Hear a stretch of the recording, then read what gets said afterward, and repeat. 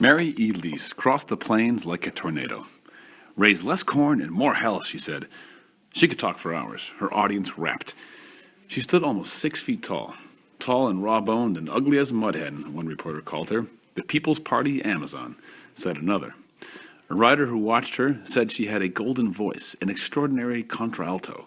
To listen to her was to be hypnotized.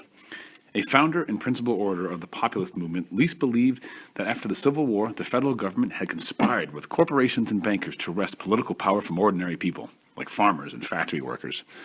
There is something radically wrong in the affairs of this nation, Lease told a mesmerized crowd in 1891. We have reached a crisis in the affairs of this nation, which is of more importance, more fraught with mighty consequence for the weal and woe of the American people than was even that crisis that engaged the attention of the people of this nation in the dark and bleeding years of civil strife. Lease had known that civil strife in her heart and by her hearth.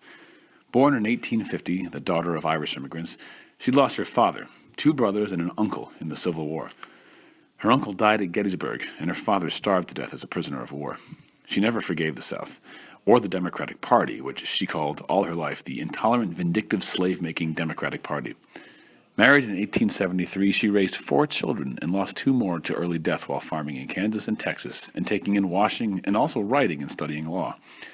What was this new crisis endangering the nation that she talked about in hundreds of speeches, to applause as loud as a torrent of rain hitting a roof of a barn? Capital buys and sells today the very heartbeats of humanity, she said. Democracy itself has been corrupted by it. The speculators, the land robbers, the pirates and gamblers of this nation have knocked unceasingly at the doors of Congress, and Congress has, in every case, acceded to their demands. The capitalists, she said, had subverted the will of the people. The populist movement, marble in the flesh of American politics into the 21st century, started in the South and in the West.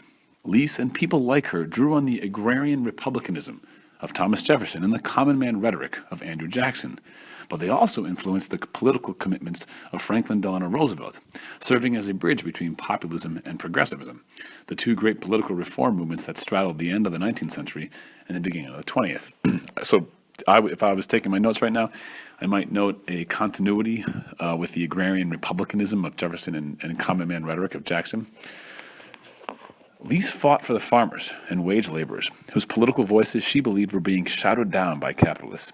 But she also fought for women's suffrage and for the temperance movement, and helped to diffuse a distinctive female political style, the moral crusade, throughout American politics. Prevented from entering the electorate, women who wanted to influence public affairs relied on forms of popular politics that, among men, were on the decline: the march, the rally, the parade. In the late 19th century, a curious reversal took place. Electoral politics, the politics men engage in, became domesticated, and the office work of educating and advertising, even voting, moved indoors, while women's political expression moved to the streets. And there, at marches, rallies, and parades, women deployed the tools of the 19th century religious revival: the sermon, the appeal, the conversion. The female political style left its traces in every part of American politics, nowhere more deeply than in the populist tradition. Beginning in the 20th century, it would drive the modern conservative movement. What Lease described as a conspiracy between the federal government and capitalists, especially railroad company owners and bankers, had its roots in the Civil War itself, and in the federal government's shifting policy toward the West. Before the war, the controversy over slavery had limited federal involvement in the West. But when the South seceded, Democratic opposition in Congress disappeared, giving Republicans a free hand.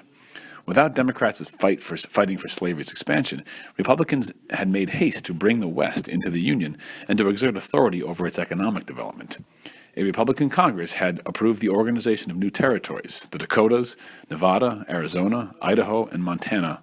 In 1862 alone, in addition to the Homestead Act, the Republican Congress passed the Pacific Railway Act, chartering railroad companies to build the line from Omaha, Nebraska to Sacramento, California, and the National Bank Act to issue paper money to pay for it all. After the war, political power moved from the states to the federal government, and as the political influence of the South waned, the importance of the West rose. Congress not only sent to the states amendments to the Constitution that defined citizenship, and guaranteed voting rights, but also passed landmark legislation involving the management of Western land, the control of native populations, the growth and development of large corporations, and the construction of a national transportation infrastructure. The independent farmer, the lingering ideal of the Jeffersonian yeoman, remained the watchword of the West, but in truth, the family farming for subsistence, free of government interference, was far less common than a federally subsidized capitalist model of farming and cattle raising for a national or even an international market. The small family farm, Jefferson's Republican dream, was in many parts of the arid West an environmental impossibility. Much of the property distributed under the terms of the Homestead Act, primarily in the Great Basin, was semi-arid, the kind of land on which few farmers could manage a productive farm with only 160 acres. Instead, Congress typically granted the best land to railroads and allowed other, bigger interests to step in, buying up large swaths of agricultural business or stock raising and fencing it in, especially after the patenting of barbed wire in 1874. So I might write continuity in that there's this dream of a small yeoman farmer, but in reality, you could argue that there's a change in that the West became the development of large-scale agribusiness. With the overwhelming force of the U.S. Army, the federal government opened land for settlement by suppressing Indian insurrections, including a rebellion of more than 6,000 Dakota Sioux. In measures that began as exigencies of war, the federal government forced Native peoples off their land while providing corporations with incentives to build railroads. In a single 10-year span, Congress granted more than 100 million acres of public lands to railroad companies. In 1870, only 2 million non-Indians lived west of the Missouri River. By 1890, that number had risen to more than 10 million. As railroads owned by large corporations extended their tentacles like so many octopuses across the land owned by giant companies, the big business of beef cattle raising grew. Railroads made it possible to carry massive herds to markets in cities like Chicago, St. Louis, Omaha, and Kansas City. Buffalo, that had long thrived on those lands, were slaughtered nearly to extinction and replaced by Texas longhorns, 5 million of which were driven to railroad terminals in 1865 by cowboys of all backgrounds, white, black, Mexican, and Indian. By 1880, 2 million cattle were slaughtered in Chicago alone. In 1885, an American economist tried to reckon the extraordinary transformation wrought by what was now 200,000 miles of railroad, more than in all of Europe. It was possible to move 1 ton of freight 1 mile for less than 7/10 of 1 cent, a sum so small, he wrote, that outside China it would be difficult to find a coin equivalent value to give a boy as a reward for carrying an ounce package across the street. The transformation of the West fueled the American economy, but it also produced instability, especially given rampant land speculation and the popularity of railroad stocks and bonds, novel financial instruments issued and managed by the federal government. That instability contributed to a broader set of political concerns that became Mary Leese's obsession, concerns known as the money question, and traceable all the way back to Hamilton's economic plan. Should the federal government control banking and industry? There's a little continuity for you there. Federal land and railroad projects required vast amounts of spending at a time when Americans were uncertain how to pay their debts. Like the continental currency printed during the Revolutionary War, greenbacks issued during the Civil War and not backed up by gold soon became all but valueless. Continuity. After the war, gold bugs argued for the collection and retirement of the greenbacks and the establishment of a gold standard. Civil-rights supported a standard of specie-backed currency, but not specifically gold. In 1869, Congress passed the Public Credit Act, promising to pay back its own debt in specie or specie-backed notes, metal of some kind. But with all its borrowing and intricate financial instruments, the federal government, especially the administration of Ulysses S. Grant, became notorious for corruption and bribery. Matters reached a crisis point in 1873, for Mary Leese and for the country too. That spring, Leese and her husband and children moved to Kingman, Kansas, onto land they had acquired through the Homestead Act. The Leeses got their Kansas land for free, but Mary's husband Charles had to borrow hefty sums of money from a local bank to buy tools and to pay land office fees. They lived in a sod house where Mary pinned newspaper pages to the wall so that she could read while kneading dough. For a few months they scraped by, but within a year they were unable to repay their debts, and the bank repossessed their land. Life on a Kansas farm was like trying to raise corn on a beach of sand. Better to raise hell. In suffering financial ruin, the dire year of 1873, the Leeses were not alone. 1873 saw the worst financial disaster since the Panic of 1837. Blame for the collapse rests on the desks of a white-whiskered Philadelphia banker named J. Cook, the latest in a long line of scoundrels that went all the way back to William Dorr, whose swindling brought on the Panic of 1792. Continuity. Cook had made a great deal of money during the Civil War, investing in the federal war bonds and in the Northern Pacific Railway. chartered by Congress in 1864 during the war. His brother Henry had been placed in charge of the Freedmen's Savings Bank, chartered in 1865. Henry Cook illegally invested the bank's money, the savings of freedmen, former slaves, in his brother's railroad ventures.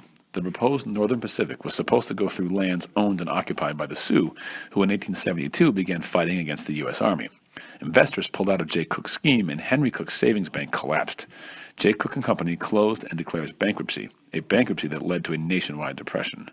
More than 100,000 banks and nearly 20,000 businesses failed. Even after the worst of the Depression was over, the price of grain kept on falling. A farmer's profit on a bushel of corn had been 45 cents in 1870. By 1889, the profit on that same bushel had fallen to 10 cents. The populist revolt began when farmers started banding together and calling for a cooperative farming and regulation of banks and railroads, and an end to corporate monopolies. Nearly 1 million small farmers in the South and the Midwest flocked to an organization called the Grange. You might want to underline that. On July 4th, 1873, they issued a Farmers' Declaration of Independence, calling for an end to the tyranny of monopoly, which they described as the absolute despotism of combinations that, under the fostering care of government and with wealth wrung from the people, have grown to giant proportions as to overshadow all the land and wield an almost irresistible influence for their own selfish purposes in all the halls of legislation. Finance capitalism had brought tremendous gain to investors and created vast fortunes, inaugurating the era known as the Gilded Age, edged with gold. It spurred economic development, and especially the growth of big business, big railroad companies, big agricultural companies, and beginning in the 1870s, big steel companies. Andrew Carnegie built his first steel mill in 1875. But to poor farmers like Mary Leeson and to the farmers who joined the Grange, finance capitalism looked like nothing so much, as Leeson put it, as a fraud against the people. It looked that way to wage laborers, too. The Knights of Labor, founded in 1869 and with 700,000 members by the 1880s, crusaded against the kings of industry. 100 years ago, we had one king of limited powers. The head of the Knights of Labor said, "Now we have 100 kings, uncrowned ones, it is true, but monarchs of unlimited power, for they rule through the wealth they possessed." The laborers who raised their fists against the new uncrowned kings also hoped to crush beneath their feet the new peasants. No group of native-born Americans was more determined to end Chinese immigration than factory workers. The 1876 platform of the Working Men's Party of California declared that, to an American, death is preferable to life on par with the Chinamen. In 1882, spurred by the nativism of populists, Congress passed the first ever immigration law, the Chinese Exclusion Act, which barred immigrants from China from entering the U.S., and determining that the 14th Amendment did not apply to people of Chinese ancestry, decreed that Chinese people already in the United States were permanent aliens who could never become citizens. So much for the 14th Amendment.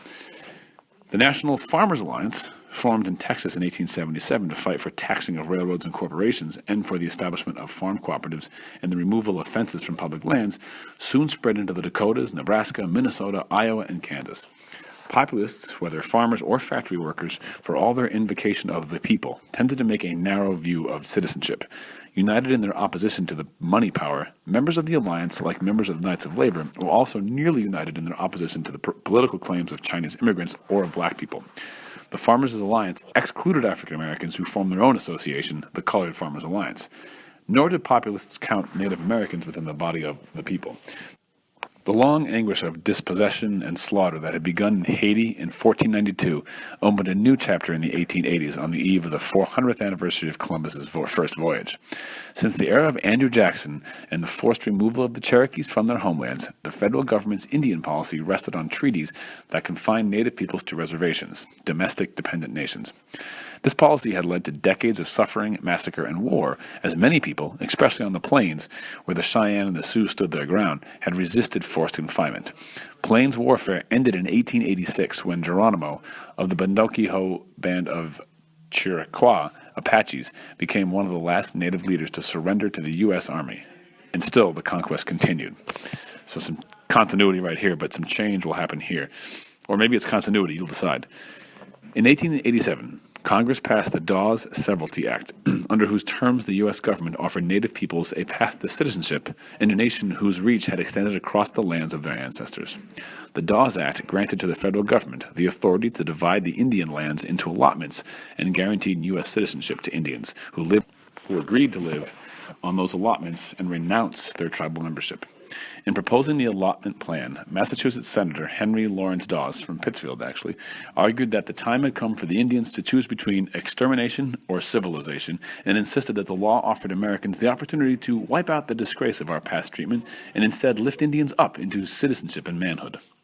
But in truth, the Dawes Act understood Native peoples neither as citizens nor as persons of color, and led to nothing so much as forced assimilation and the continued takeover of native lands. In 1887, Indians held 130 million acres. By 1900, they held only half of that territory.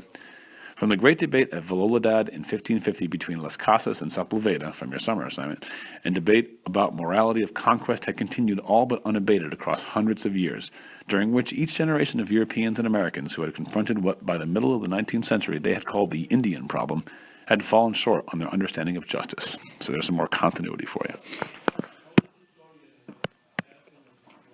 Populist grievances grow many and bitter.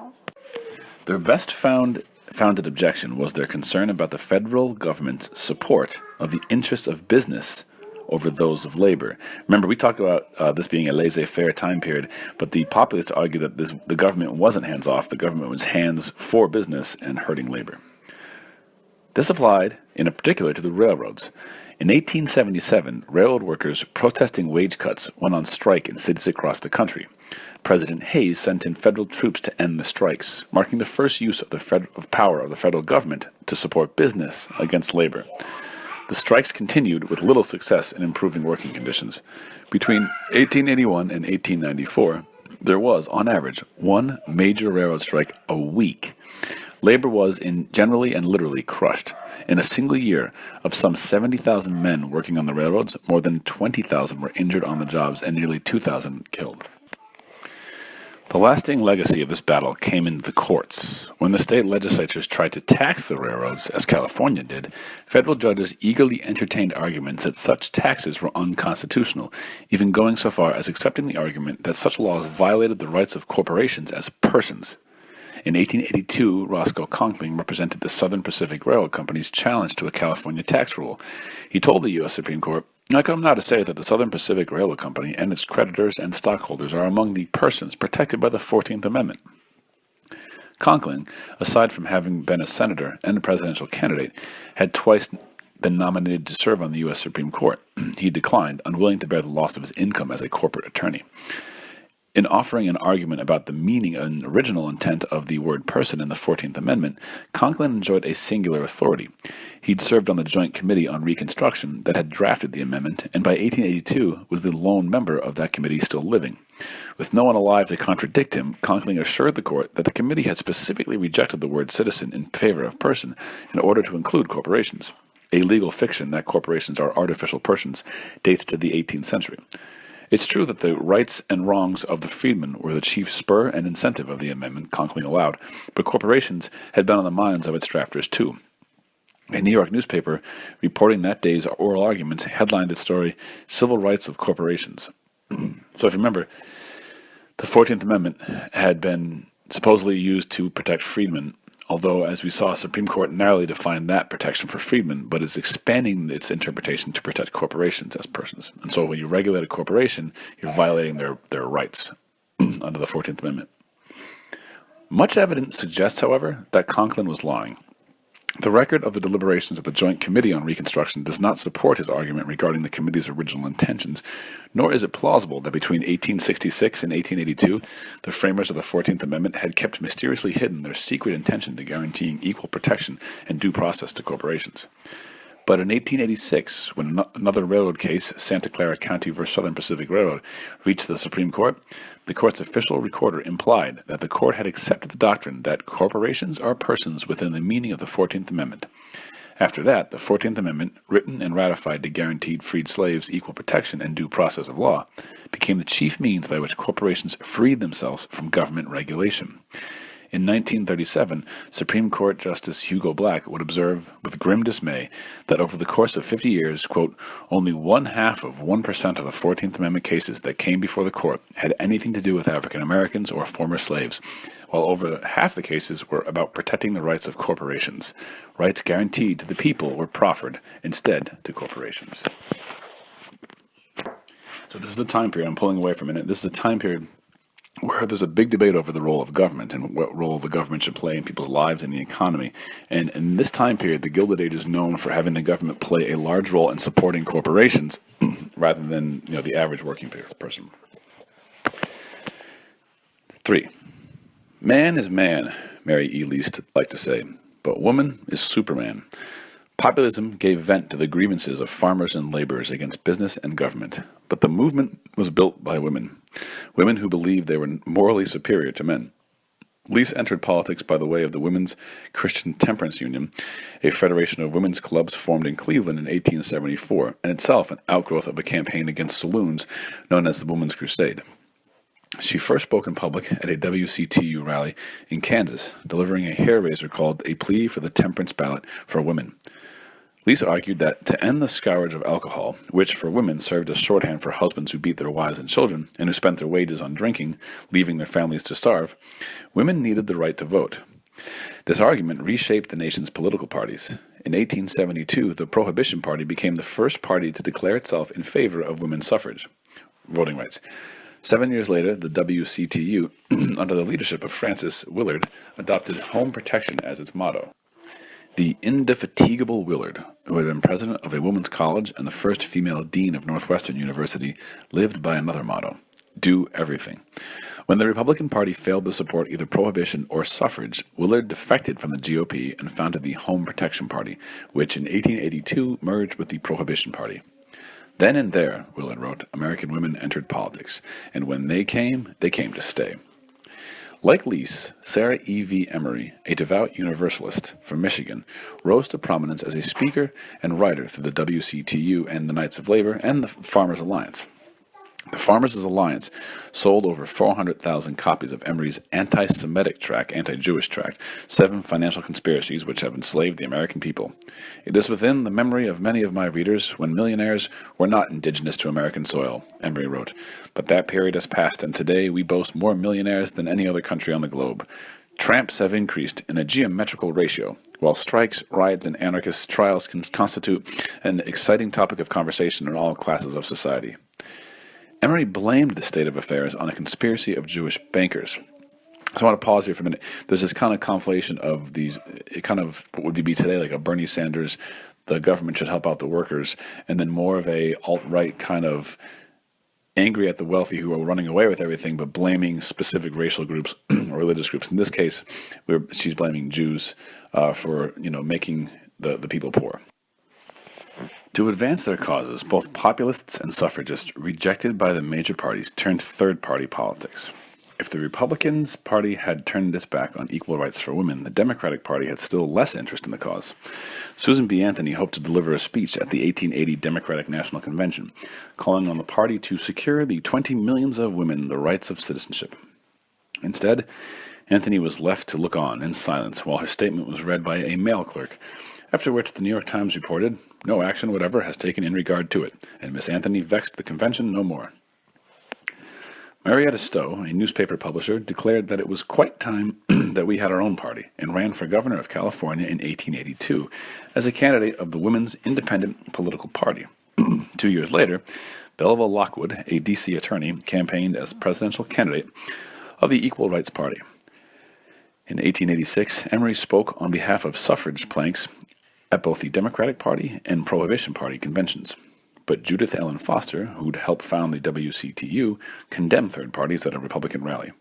Far from honoring women, a third party only appropriates her work and her influence to its own purposes, Foster warned.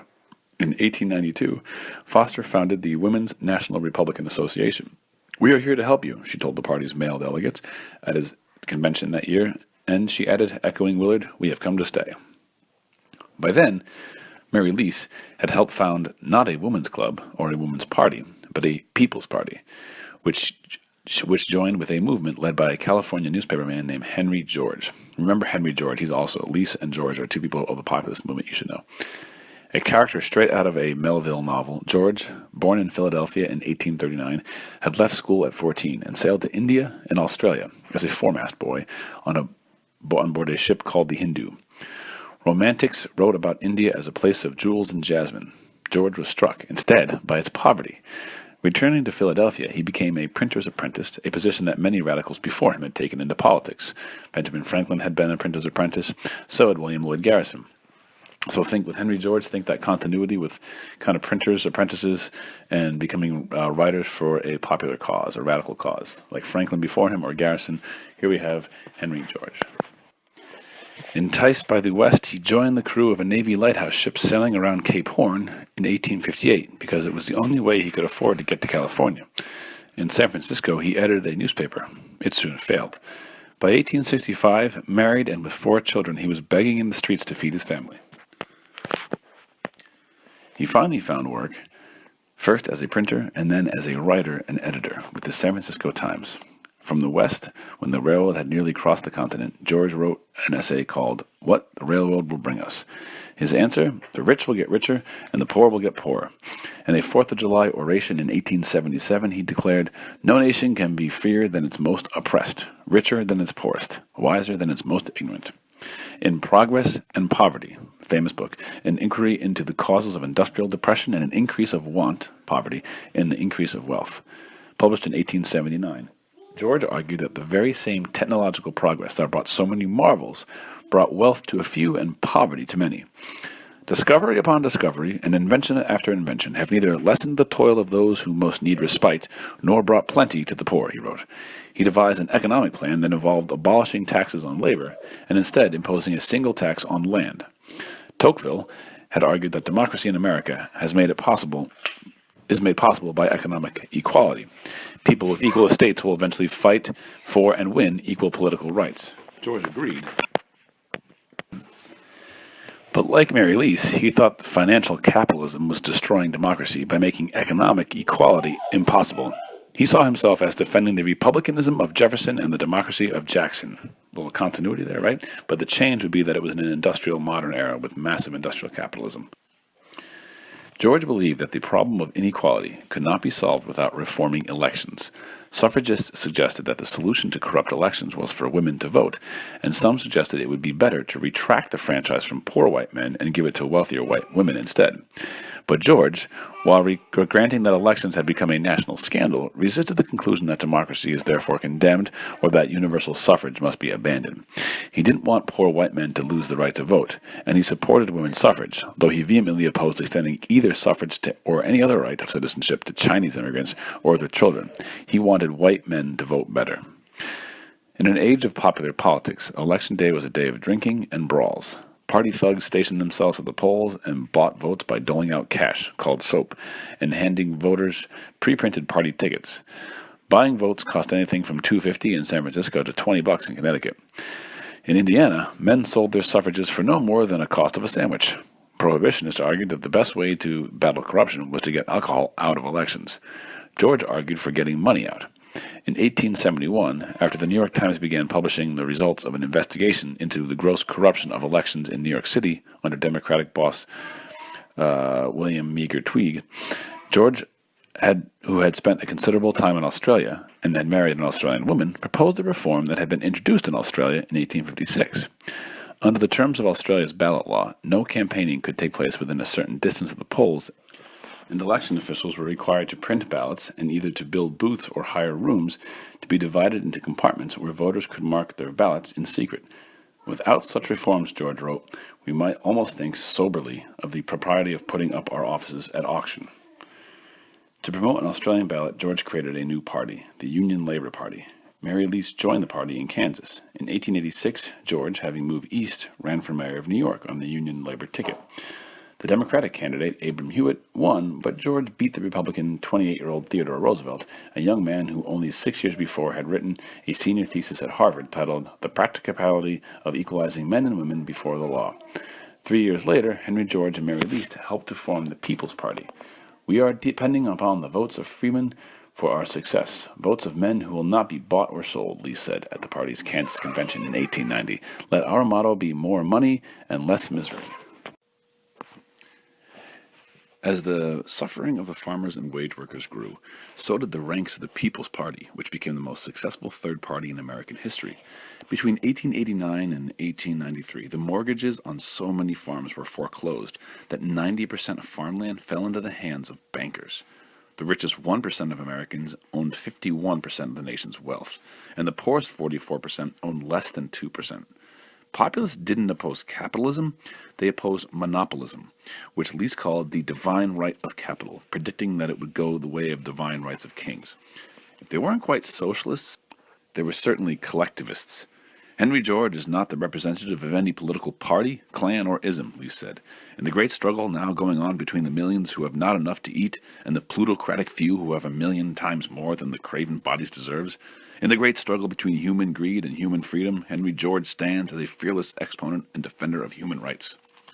For all its passionate embrace of political equality and human rights, and its energetic champion of suffrage, the People's Party rested on a deep and abiding commitment to exclude from full citizenship anyone from or descended from anyone from Africa or Asia. Sarah Emory's anti-Semitism pervaded the movement as well, but it did not attach itself to the arguments about citizenship. Populism's racism and nativism rank among the longest-lasting legacies. Think of populism today, particularly in the 20s and 20-teens.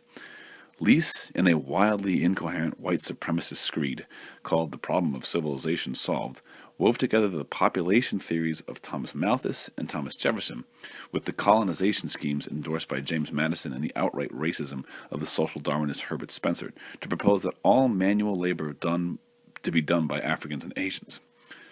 Through all the vicissitudes of time, the Caucasian has arisen to the moral and intellectual supremacy of the world, she wrote, and the time had come for the white people to realize their destiny to become the guardians of the inferior races. Wow. Many of the reforms proposed by populists had the effect of diminishing the political power of blacks and immigrants. Chief among them was the Australian ballot, the secret ballot, more usually known as the secret ballot, which, by serving as a de facto literacy test, disenfranchised both black men in the rural South and new immigrants in northern cities. In 1888, the Kentucky state legislature became the first in the nation to attempt the reform in the city of Louisville. The election last Tuesday was the first municipal election I've ever known which was not bought outright, one observer wrote to the nation after Election Day.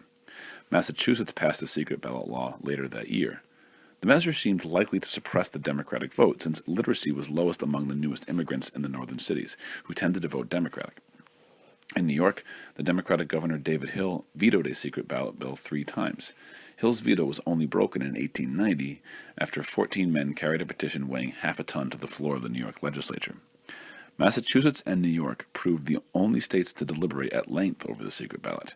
Quickest to adopt the reform were the states in the former Confederacy, where the reform appealed to legislators eager to find legal ways to keep black men from voting.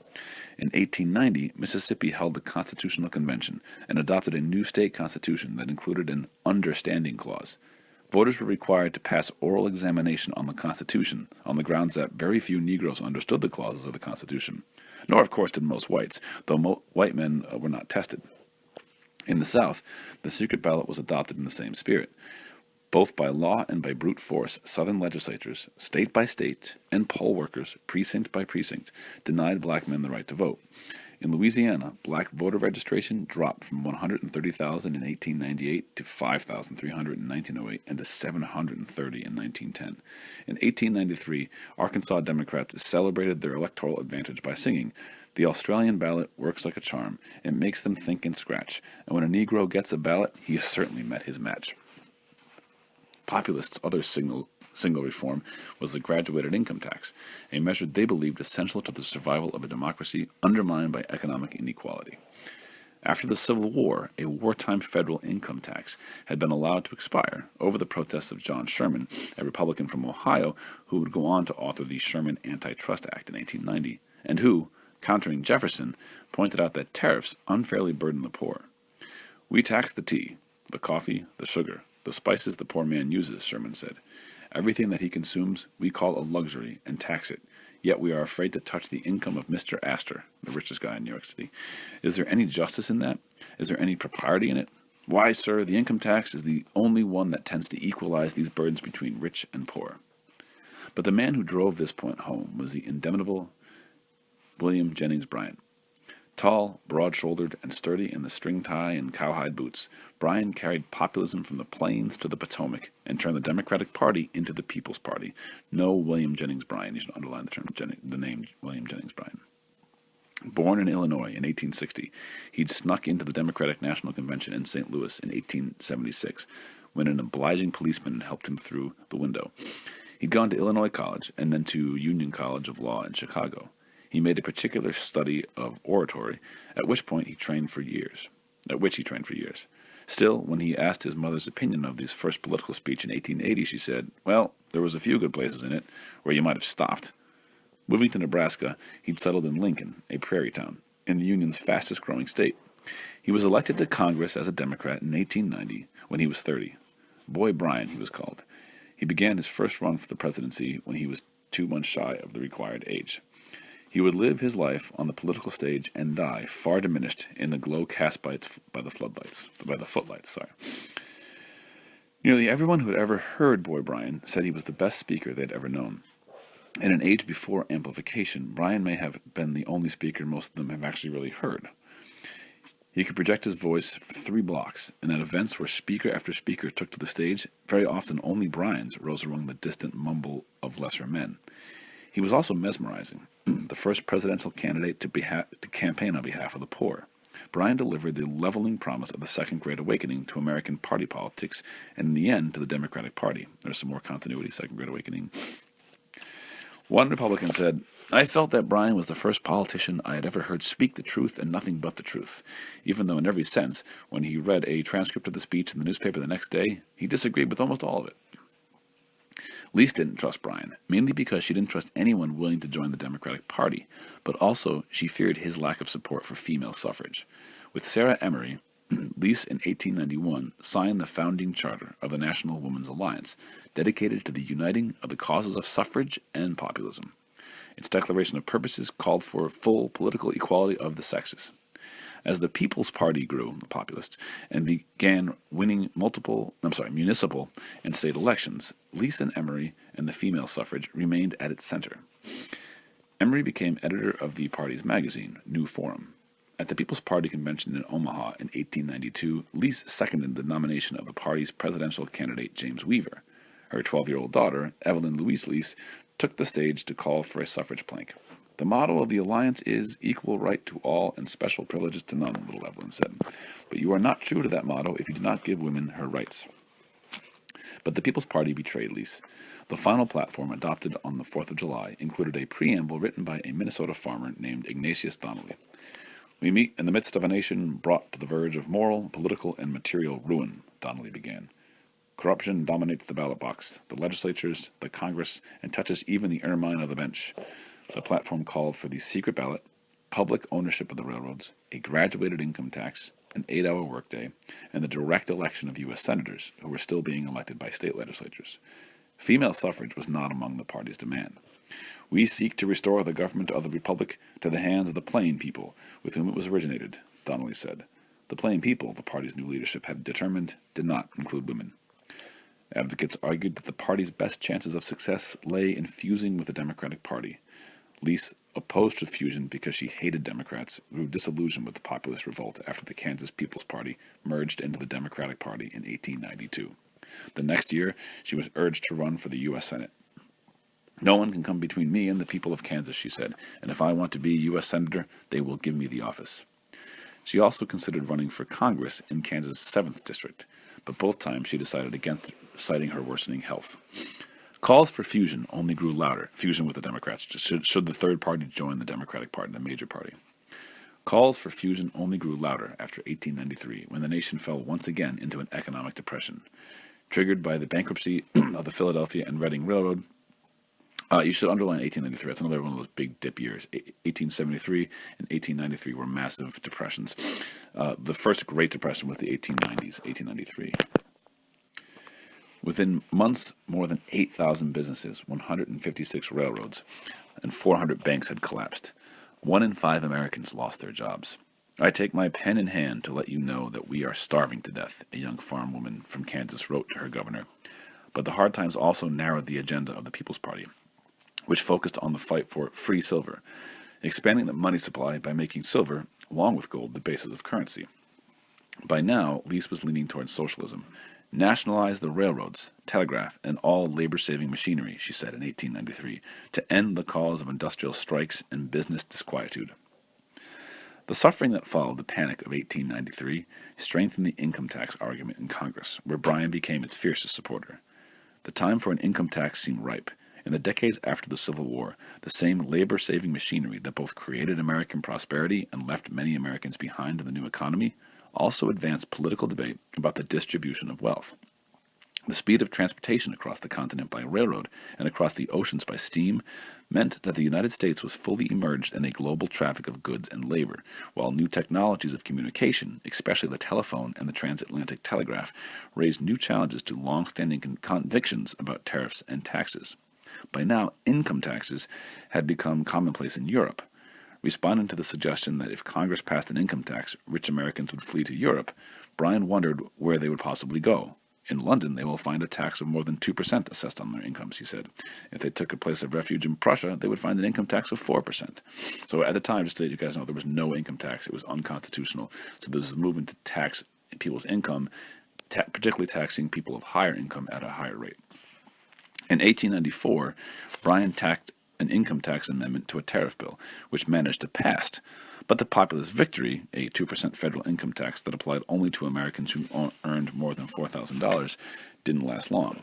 The next year, in Pollock versus Farmers Loan and Trust Company, the Supreme Court ruled 5-4 that the tax was a direct tax and therefore unconstitutional.